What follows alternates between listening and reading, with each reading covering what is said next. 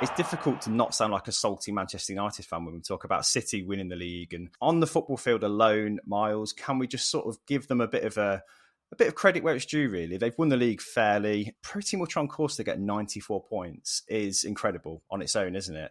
And they just keep pushing those boundaries to make the challenge of winning the league even more difficult, as Arsenal have found out. But how did City win the league in a nutshell, mate?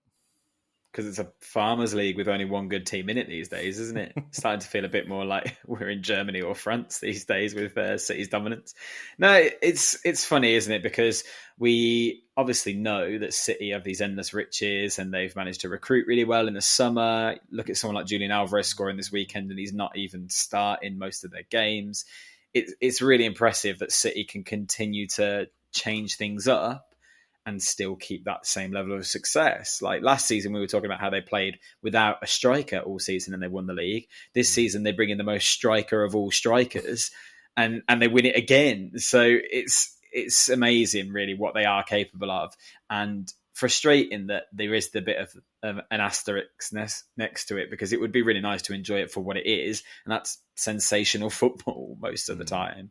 The tactical changes that they've made this season, even through the season, in the middle of the season, have seen them over the line in what's been an imperious finish. They've just been outstanding for this second half of the season, haven't they? Yeah. Well, Arsenal made it fairly easy for them by losing to Nottingham Forest at the weekend, and I think their heads were already dropped anyway. But Manchester City, just a few stats for you, Dave. 65% possession on average throughout this season. The closest is Brighton with 61. That's a sensational figure, first of all. 89% pass success rate. Again, Brighton are second to them, so Brighton had a great season as well. But they're just dominating all these very Pep Guardiola statistics. Is this the apex of Man City, Dave? Is this the peak of Man City and the peak of Pep Guardiola's play in action, do you reckon? Feels like we've been saying that for a number of years now, though, doesn't it? I think the sort of consistency that they've actually had has just been out of this world. And I think, like you mentioned there, actually, the last few months, we've kind of seen a little bit of a revival from them, really. They were a little bit of out of sorts at the start of the season, perhaps not in the best of form. True. But the last 3 months, I think it's been about 3 months since they lost a game. 3.5 months, which is it's crazy, ridiculous. Yeah. But what you mentioned there, Mike, I think we've seen, everybody's played a part in that squad. We've seen Mahrez come into it a little bit more in this last couple of months. Who's come in, when he's come in, he's actually put a performance in. I think that's the main thing we've mentioned as well. When these players do come in, Pep gets them to play for him. We don't see really any less than a 7 or 8 out of 10 from most of the players. It's very rare that we see an off game.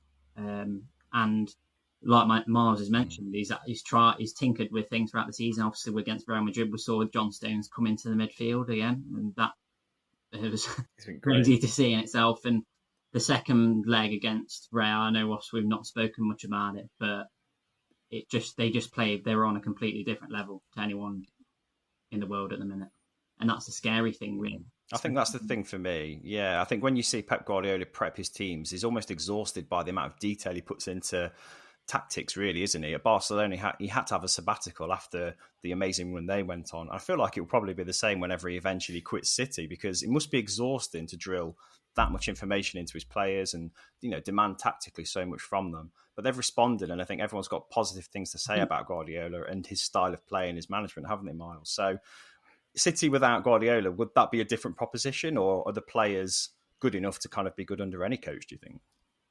It's hard to say, because there are players there that clearly are of a world-class calibre, but you also have to look at how well they're organised in defence all of a sudden. There were games earlier in the season where they looked like they might struggle in that area in particular. And if you consider Nathan Ake, for example, not a player that you would have imagined was starting most games for Man City, particularly at left-back, and all of a sudden has had an outstanding season. Manuel Akanji came in the summer, and again, wasn't necessarily the most glamorous centre-back signing you would have expected.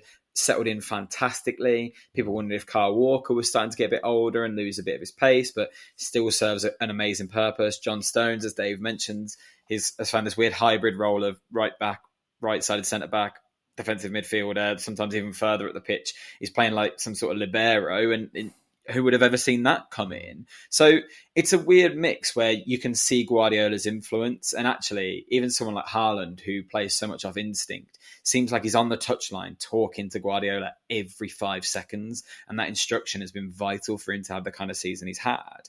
So City would still be a formidable force in the league without Guardiola, but the level of consistency that Guardiola gets from them, and when he's able to find that next level at that crucial moment, as City have done at this stage of the season, yeah, you've got to put that down to really fine coaching, haven't you? Yeah. For saying, Dave, that they are going to probably get 94 points this season, that's only Guardiola's third best finish with Manchester City. Obviously had the Centurion season, didn't they? I think they had 98 in the season as well. So it's not a bad season by any shout, but we said in the middle of this season that they were having a bit of a wobble, didn't we? João Cancelo went out on loan to Bayern Munich, and we were kind of asking questions about whether this was a mini crisis, but 12 wins in a row to finish the season up to this point is just making a mockery of any negative thoughts about how they might have finished, isn't it?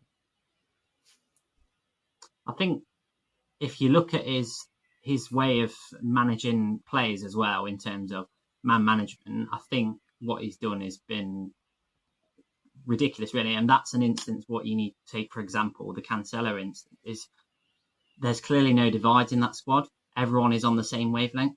Because for instance, if it was happened in another team where it was quite a popular player, and let's not forget how big a player Cancelo was for Manchester City, there wasn't any disruption. It almost... And we did look at it, didn't we, when we sort of wondered what was going on when he went out the door, and we thought, hang on a minute, what's going to go on here? Obviously, Arsenal was still well in the ascendancy and winning every week, and we thought this might actually create a bit of a disruption. But it seems as though he's got his management style of the players to a perfection, because they've all come in and they've more than obviously filled in for instance, you talk about obviously Ruben Diaz coming back in as well. There was a time when he wasn't playing for a long while. He's come back in and he's looked the player that we was.